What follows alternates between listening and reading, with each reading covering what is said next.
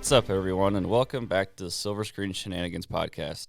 My name is Devin, and the question of the day is: if you had to choose your favorite suit from like every one of Thor's appearances, which one do you think is the best?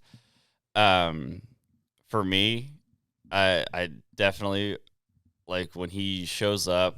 I don't know if he has it through all of Infinity War. Maybe he does. But when he shows up, definitely in Wakanda, when he's like super powered up, he's got like the Raiden eyes that help with it. Yeah, the black suit with like the red cape, and also he has Stormbreaker with him. Like, I think that's 100% like his best look so far. Well, maybe, I don't know. Though, it might be a toss up between that one and like the one he has in the very beginning of Thor: Love and Thunder. I'm Riley, and I agree. I think the black suit with the red cape is so cool, and it's really like it showed the act like the emotion that was being portrayed throughout that whole movie in Infinity War of everything that could possibly go wrong is going wrong. We're losing. It's time to nut up. Yeah. And then you say in the beginning of every time I think of the beginning of this movie, all I can think of is him in that like oversized, like baggy. It just looks like a burlap sack. It's like a shaman Oh, no, not that. cloak. No, that's all I can think of. When he rides Yeah, the goats. well, when he rides Stormbreaker like a broom. Yeah. Every time I think Not that. that's all I can think of. Yeah, so we're talking about Thor: Love and Thunder today, and this one opens up with, I think, one of the coolest villains that we've gotten. Opens up with Gore and the last of his people who are like dying in this barren desert of like, starvation, dehydration, and they just like keep calling out to their god with no reply. Love, his daughter, soon dies, and but then soon after that, he hears like this commotion going on, and he sees like this like forest. Yeah, this oasis, and he runs to it. He finds food, he finds water, and then he sees His god. I think it has the name Rapu. Sees his god there, and they had just defeated like this all black like human, like this muscular human looking thing, and they were like celebrating, and like Gore pleads with him to like bring his daughter back, and like because we've been loyal to you all this time. And the god just basically tells him, like, I don't care. Like, you all die. Your only purpose is to, like, be loyal to me. Oh, and also there is no afterlife. So just... Yeah, that really irritates him. Like, oh, yeah. Finding out that your daughter just died and she didn't have to, and that there's nothing afterwards. Mm-hmm. That's, So Gordon announces him, and then like the god like picks him up by his throat and is about to kill him. Then the sword calls out to Gore, the Necro sword, calls out to Gore, and he picks it up and kills Rapu. And dude, I think he has one of the coolest lines. He's like, he like declares in like the only way Christian Bale can. He's just like, all gods must die, and I'm like, yo. That is so cool. And that's the opening scene. Mm-hmm. To start with that is just crazy. We're in trouble. Yes. So we cut to Thor's continuous adventures with the Guardians of the Galaxy. Oh, I'm sorry, the Asgardians of the Galaxy. So they're just kind of traveling through space, responding to different distress calls. He's working on himself, and however, yeah, Thor is still discontent with his life. He's still carrying the depression and the failure with him. he doesn't know where he is or what he's supposed to be, even though, like, his mom gave him some really good advice in Endgame, but he's still trying to figure out who he is. So I think that's I think that's what most people fail to understand in this movie, is that's why Thor is kind of acts the way he does, is because he's going through a lot of stuff.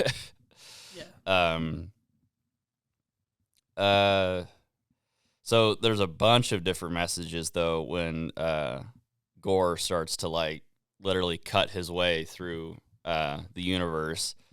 I'm curious on how he gets from place to place. Does he just open portals with the necro sword, or that's a good question. Does he travel with the shadows? Oh, I don't know. In space. So Thor and Korg respond to an old friend of theirs, Lady Sif, which we haven't seen her. We didn't even see her in Ragnarok. Not that I know of. Dark World was, I think, the last time we saw Lady Sif. Yeah. Well, was she? No, because everybody in Ragnarok died. Like all of his friends from that, right? Yep, except her, because she wasn't there. Yeah. Jeez. For some reason. Probably dealing with this a little. No, this would have been 5 years before that. Yeah, I don't know what she was doing. Probably just hanging Glad out. she wasn't there, yeah, though. that would have been probably not great. So they find her next to probably one of the biggest gods. It's like this big, like, four-legged giant beast. And it's a shot that's ripped straight from a panel of the comics, which is pretty great. And it shows you the pure strength behind Gore to take on a god like this. Well, Thor said that he's one of the nicest gods. Yeah, he was one of the nicest. Like, obviously he would be very strong, but he was also not mean to people. Right. Yeah, Lady Sif, she has her arm cut off, and she warns that, like, this guy is serious. Like, you need to, and he's killing all gods. So Thor is, he was thinking about, like, living a life of, like, peace, and he, like, literally, like, buried Stormbreaker, and then he's like, well, I guess I can't do that no more.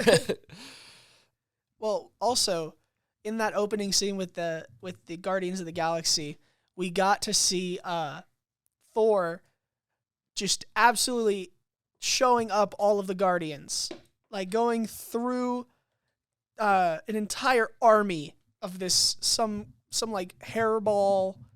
They're like bird-looking alien things. Yeah. Yeah, they're kind of cool, and they had like steampunk kind of it was kind of a cool little army. Yeah, and then he clears out their what is it? So yeah, these bird things have taken over these people's palace on this planet.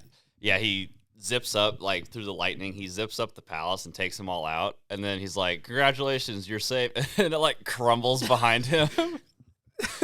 There's your palace. And then they give him goats. Yes, they give him goats because I don't think they wanted them. But and also the goats have taken them everywhere now. In Norse mythology, Thor rides 2 flying goats. So that's pretty cool. Which now he has. 2 flying goats and a rainbow bridge. True. He can just go wherever he wants. Yeah. So, meanwhile, as this is all happening, we go back to another character that we haven't seen in a while, Jane Foster. So we see her in a hospital, and she has stage 4 cancer. And I'm pretty sure, even though it hasn't been said, I'm pretty sure because she had the reality stone that was inside her, and we know that these give off radiation. Yeah, all the stones give off radiation. I'm pretty sure that's where she got her cancer from and why it was so rapid. Yeah. That's very likely. I'm a little upset that they didn't do it like they did in the comics. In the comics, she got cancer and became female Thor. But every time she put the hammer down, she was in a gown, like a hospital gown. Yeah, super skinny, hair gone, bald. Yeah, I was hoping to see that because like just the absolute drastic change in the actress between when she's Thor and when she's not Thor.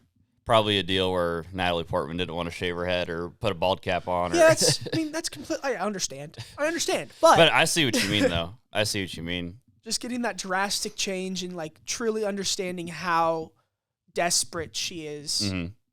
Mm-hmm. So conventional means of medicine have proved futile. Like nothing's working. Thinking back to I think she was explaining to like a student who was like a fan of hers, and he was explaining a theory that she had, and then she had she was talking. I could be wrong, but I think she was talking about like the stars and the stuff like that, some math equation, and then she gets the idea to maybe do some unconventional means, some supernatural means of maybe fighting the cancer. Yeah, she like almost the book about Norse mythology almost like called out to her. Yeah. So I guess we kind of get a little retcon. Explain what that means to me. Retcon? Yeah. So I guess think of it like they change. There's a story, and we've seen the events of these stories, and we think that they have played out the way we've seen them, and there's rules that are established. A retcon kind of goes back and like makes a little change. Okay. Kind of like, with Wanda and WandaVision. Like we thought she was given her powers by the stone. Yeah. In the show, she already had her powers. The stones just enhanced it. Yeah. Okay. Gotcha. So it's just a little change to like the story is what a retcon is. Gotcha. So this one, we get a little flashback between Thor and Jane when they were dating. Things were good for a while, but they both got preoccupied with their own things because they're both, pretty busy people. Thor one night whispers, I don't know if he's actually talking to Mjolnir, I don't think he but is. it's sitting next to him. Yeah. And he's like, I want to protect you at all costs. And then unknowingly, he put a spell on Mjolnir. So that's so cool. Yeah, that's pretty cool. And so when she goes to New Asgard and sees like where Mjolnir is broken, because that hasn't moved since Ragnarok because there's only one guy that can pick it up. And the hammer like starts shaking. Yeah, shakes and then forms together, and we cut away. And I'm like, oh,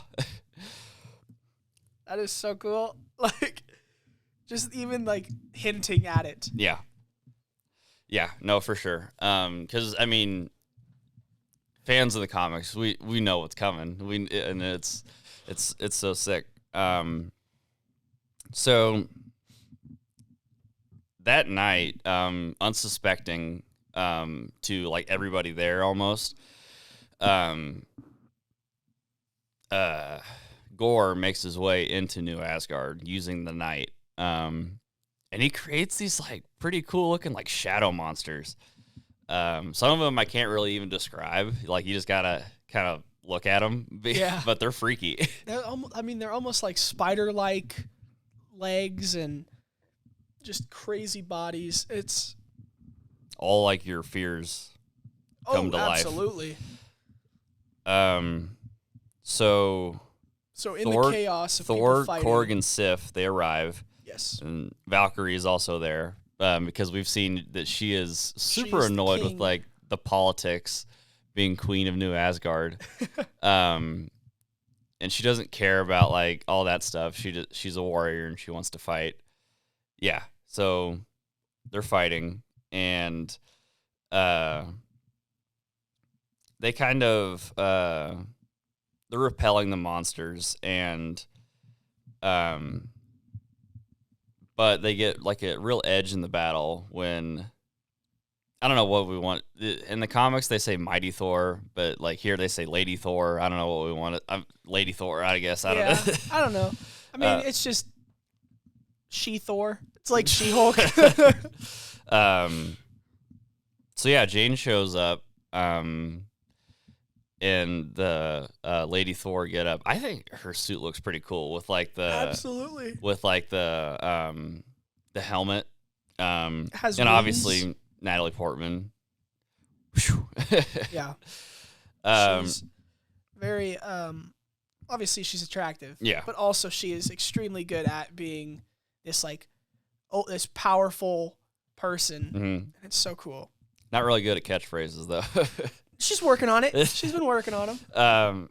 So Gore escapes, but it was almost kind of a diversion. Yeah. Because his real plan was to take the kids, which he did. One of the kids is Axel. Yeah. AXL. Who is, I can't think of the guy's name. Heimdall's kid. Thank you. He's Heimdall's kid, which is really cool because he inherited his dad's eyes. Mm-hmm. I mean, that really it kind of sucks because he doesn't have anybody to teach him how to use them, but he knows how to do it though fairly well. He can obviously see what's going on and really in any given place, and then he can like project. Yeah, like bring somebody there, even though they're not really there. Yeah. Which is really cool. Yeah. So they have a tough time because Axel tells them that they're at the Shadow Realm, which that sounds like some anime stuff. But I think that's from the comics. It's like Yu-Gi-Oh! Goes to the Shadow Realm.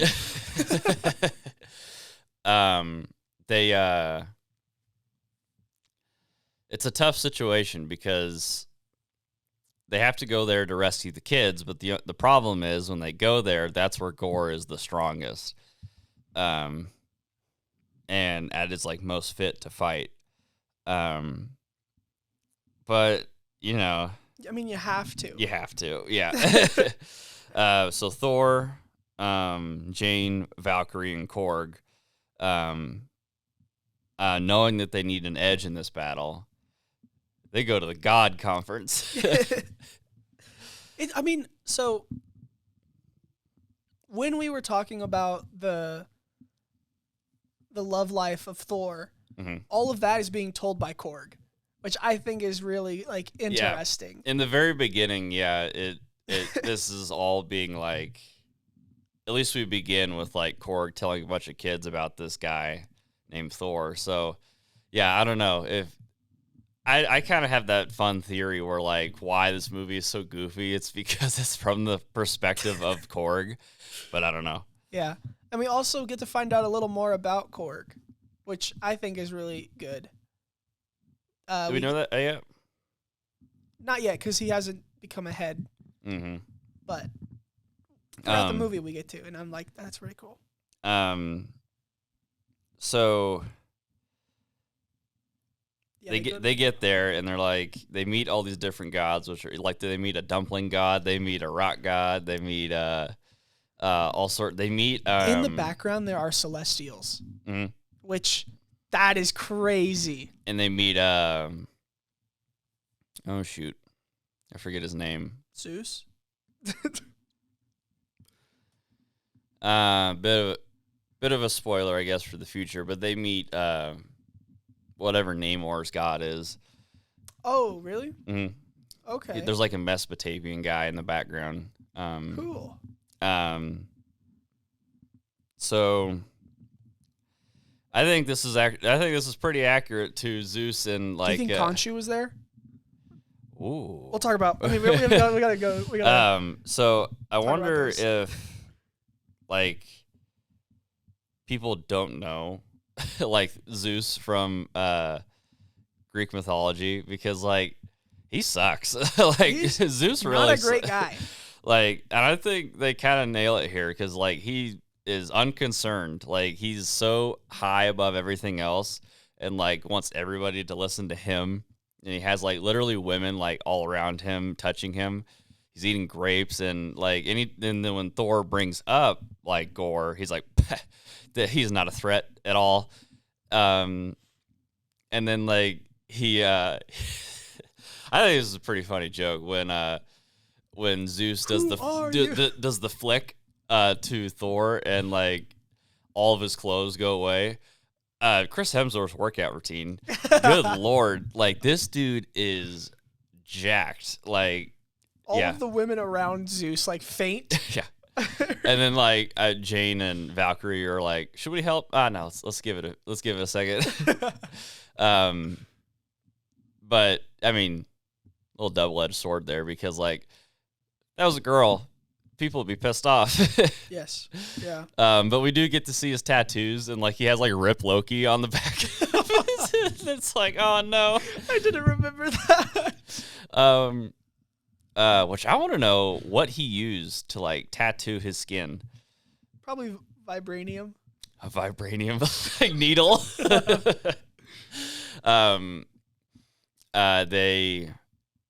They don't take it as a serious threat, and then like a conflict arises because Zeus like puts down some of his soldiers, and like they're fighting them, and then Zeus throws the thunderbolt and like shatters Korg, and I'm like, dude, in the theater I was like, whoa, what? Korg, no! It's fine, he's just ahead. Yeah. Well, we get that, and then Thor catches the thunderbolt because he's upset. He's pissed. He throws it at Zeus and like stabs Zeus through the chest. Yeah, he falls off the balcony he's on, and I was like, "Oh my! Did Thor just kill Zeus?" Oh my gosh! So yeah, we find out Korg he's just ahead, and like that's the only part of him that's alive. Ever actually alive. Yeah, he just can manipulate rocks. Over the years, growing up, he continuously adds rocks to his body. Yeah. So I think they pull like a CP3, like Chewbacca CP30, and like Valkyrie puts Korg on like on her back and like ties it to her. And then Thor takes the thunderbolt. Yes.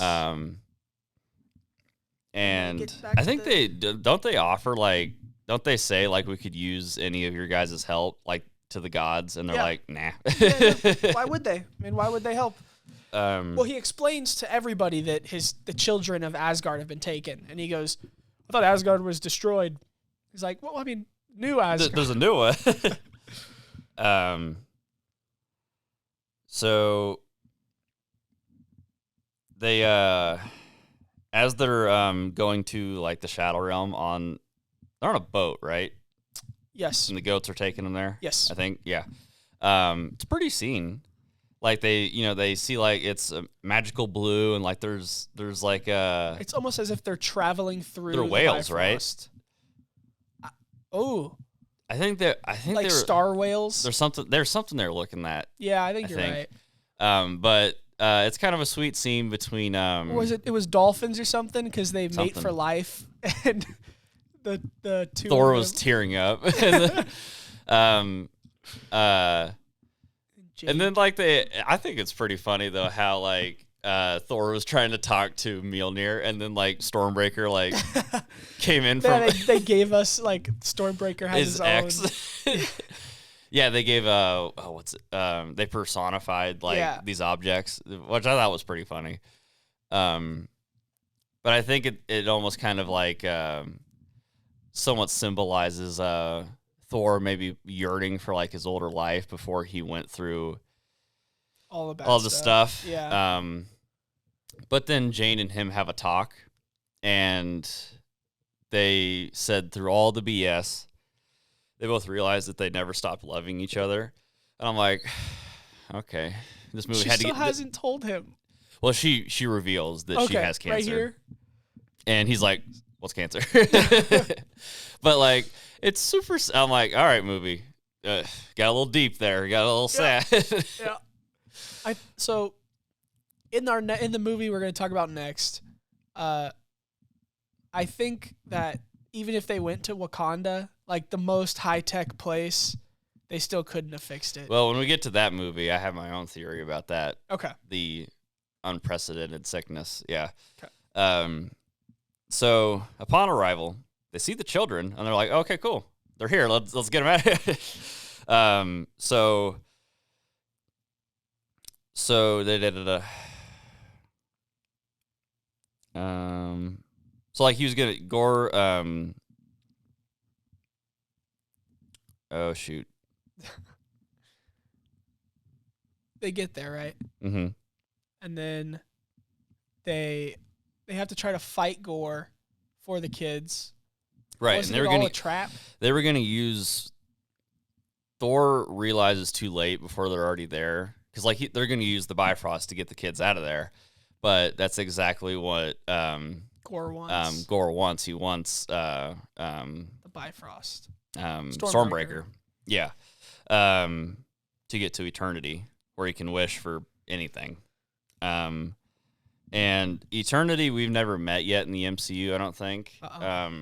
But it's like this it's the being at the end of time. Yeah. It's this multi-dimensional multi-timeline. Yeah, no, multi-timeline, multi-dimensional just being. It's not really a person, or it's like this thing that's all powerful, omnipowerful. It's like it can grant you anything. The first person to reach it gets to make a wish, and nobody believed it existed. Yeah, which makes sense because like if nobody believes it's really a thing, then that's why nobody has been there yet. Yeah.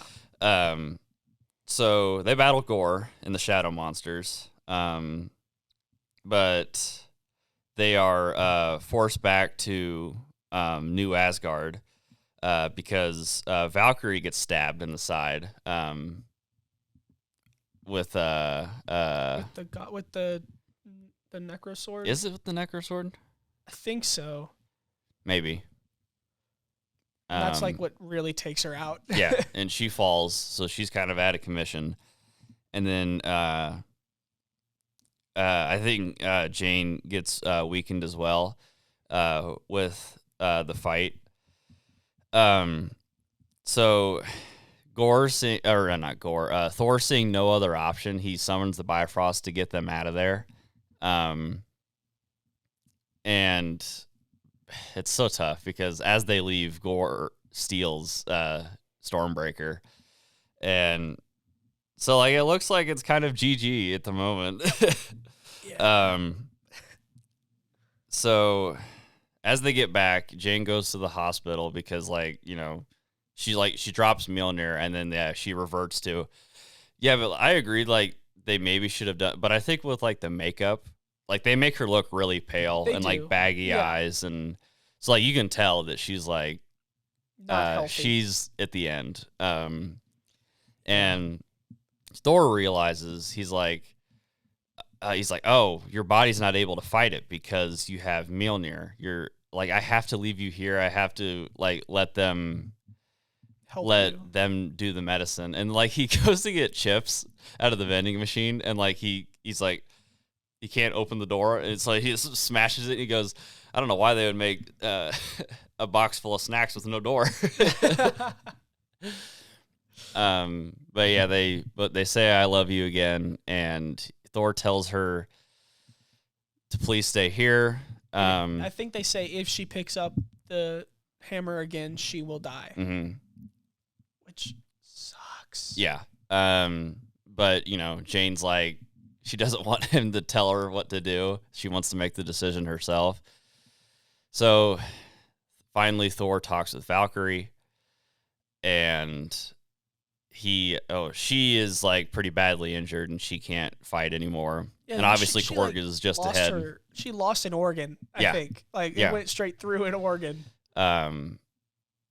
So she gives him the Thunderbolt, one of the most powerful weapons with the gods.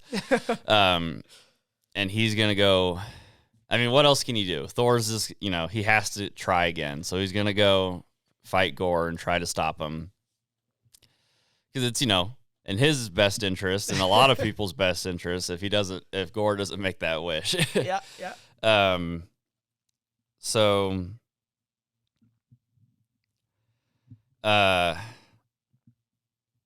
guess they go to, I don't know where they are. It's this dark, spooky dungeon. Yeah, I can't. I don't know where it is in the universe, but it's this location where you can start to open the portal to eternity. So Gore begins to open it with Stormbreaker. I guess by like planting it and shooting the Bifrost at this like door. Yeah. Thor arrives, and all the children, are still there too, obviously. So he grants all the children the power of Thor. He's like, for a limited time, Yeah, he does like a huge spell like he did with Mjolnir on accident, but this time on purpose. Yeah. And He's all like, the kids, he's they like, all had like their stuffed animals or... a couple of them, had that. And then he's like, pick something up around here if you don't. And like, all of their, which I think that's so kind of cool and also just funny that like an object you have can be used into a weapon when you have the power of Thor. This little girl has a stuffed rabbit and she's like shooting beams out of the.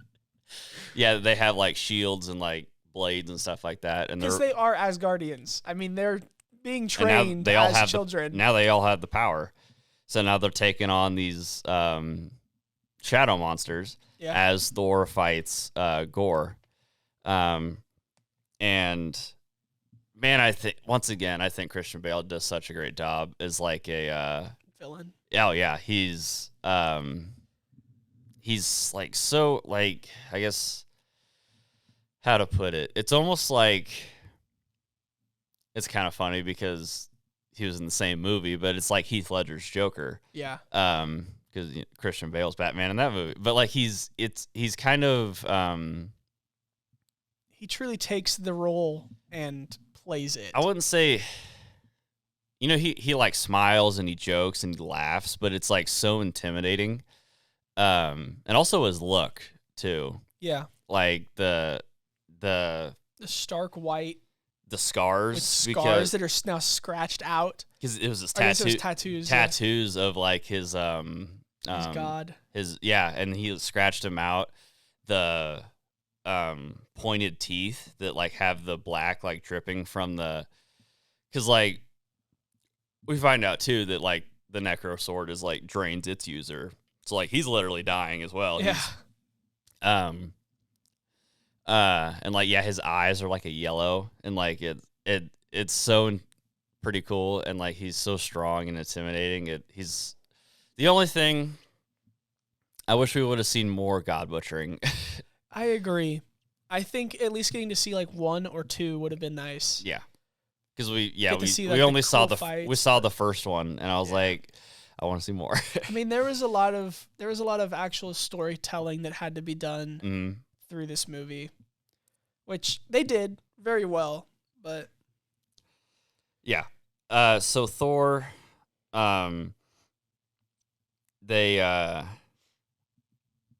He's holding his own, but Gore kind of gets the upper hand as it's about to plunge the Necro Sword into Thor's chest. Jane, kind of like sensing, I guess, Thor's distress, like leaps into action, takes the hammer, and like fights again. Yeah. It's so tough because everybody knows what that means, but she does it anyway. So Thor distracts Gore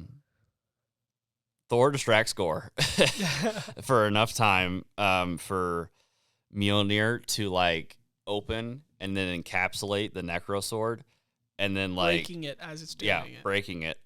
And so what this does is kind of, in a way, it like, I guess in that moment it like depowered both of them, like for, I don't know, for like a limited time or something like that. Well, yeah, because I mean, when it did that, it sent out like a huge shockwave that threw everybody back. It broke the sword, and it for like, I guess for a limited time, it broke Mjolnir, dooming Jane and Gore.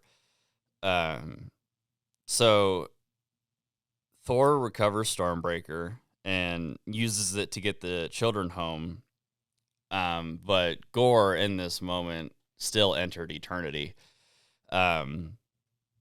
So it's a pretty tough scene where like so Jane is laying and like it's almost like this it's like white clouds all around them and then like this puddle of water that kind of surrounds the floor. Yeah. And then you see like eternity that's like this shape of like a galaxy kind of. Gore is sitting there right in front of eternity about to make this wish. And Thor has to decide, does he try to stop Gore or does he say goodbye to Jane? And he's like, you know what? I don't care. If you're going to make the wish, make the wish. I'm going to choose love.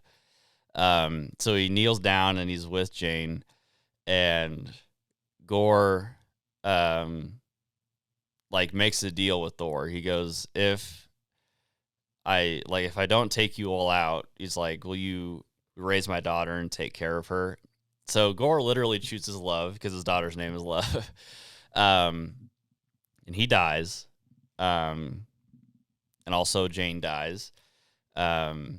So Thor, I guess like takes custody of Love. That's the hard part, right? Because it is eternity in the shape of Gore's daughter. So yeah, she's super strong. And she's got like galaxy powers. Thor's got lightning and she's got galaxy powers. Yeah. Yeah, for sure. So like in the aftermath, they erect a statue of Jane Foster, which is pretty cool, on New Asgard. Sif and Valkyrie train the children in combat. And then Korg's body fully regenerates. And we get to see a happy scene where Korg goes and finds a love with a mustache rock guy. Because every rock person is a rock guy. They're all male, which I thought was kind of cute. And then which go doesn't to a make volcano sense. and hold hands in lava, and then a child is born. Which doesn't make sense because in Ragnarok he says his mother and father. So, well, whoops. That's a good point. But they do. He said that they go in and they hold hands in lava. Yeah, and then the baby. Yeah. Hold hands. So, Thor starts to raise Love as his own daughter. He gives her Stormbreaker, while, heck yeah, Thor gets Mjolnir back again. With its upgrade now, dude. Yep. I'm gonna call it upgrade. That's kind of cool. And she drew like was it chalk? She like drew like a bunch of stuff on it, and he goes, "That's great. I like that." And so now they're the tag team known as Love and Thunder. So I just now got that. Yeah. That is so good. Yeah. Ooh. I didn't realize that. So then we see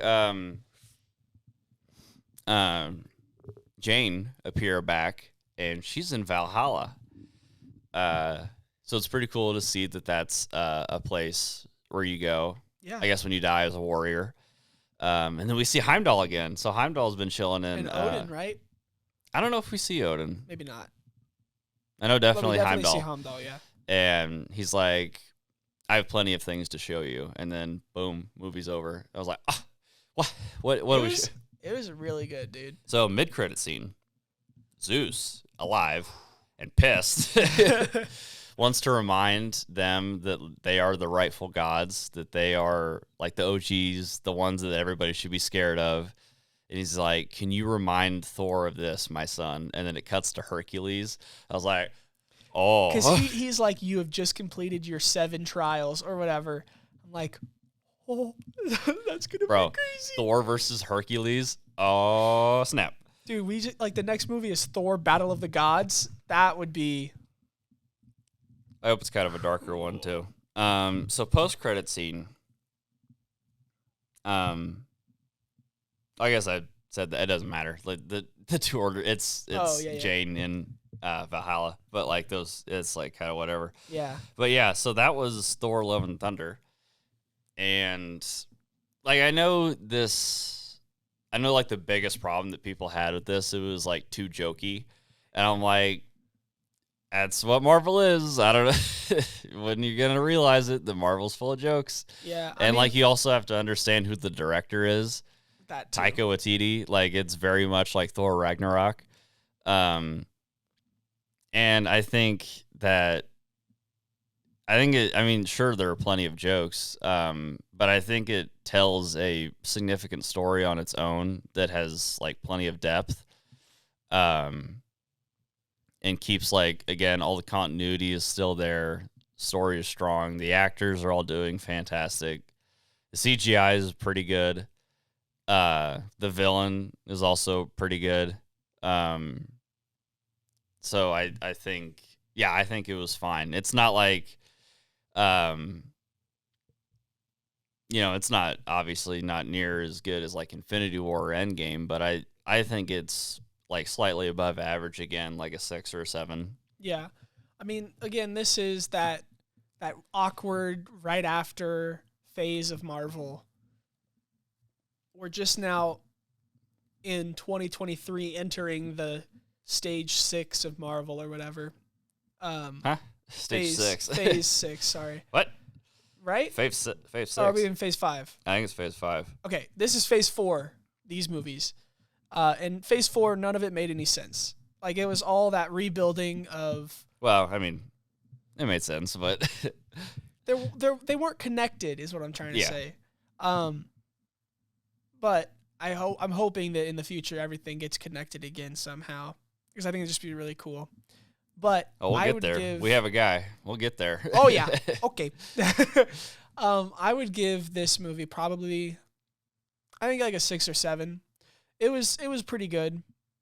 There were a lot of things that I was like, okay, yeah, this is good, but there could be more fight scenes. I mean, obviously, I really like action movies, so having more fight scenes would definitely raise it for me. More god butching. Yes.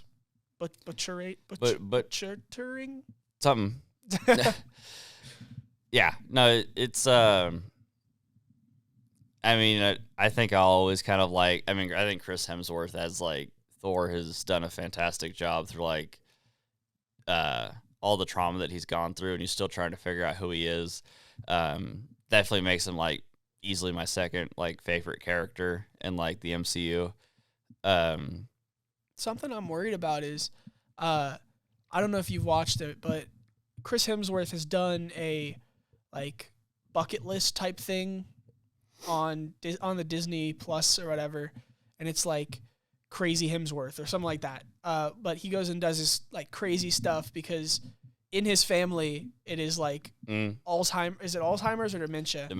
Dementia is like very prominent. Yeah, both of his parents, they found something in both of his parents' blood that gives him like a significant chance of having it. So he's doing a lot of stuff right now with his family. But like that also worries me because like he could be done with Marvel very soon. Which, like, if he wants to be, go ahead. Yeah, but it also kind of sucks. Yeah, because like you get attached to these characters, and I commend them for these actors who have been doing these characters for 10 plus years. Yeah. I commend them for it. Like Don Cheadle. Don Cheadle, indeed. Just their like the commitment, like the to understand that they knew that they were going to be these characters for 10 years. Like it probably has to take so much work. Well, it's and especially that it could have worked out so well. Mm-hmm. I'm sure they probably didn't think when Robert Downey Jr. signed on for Iron Man that he would be Iron Man for the rest of his life. Yeah.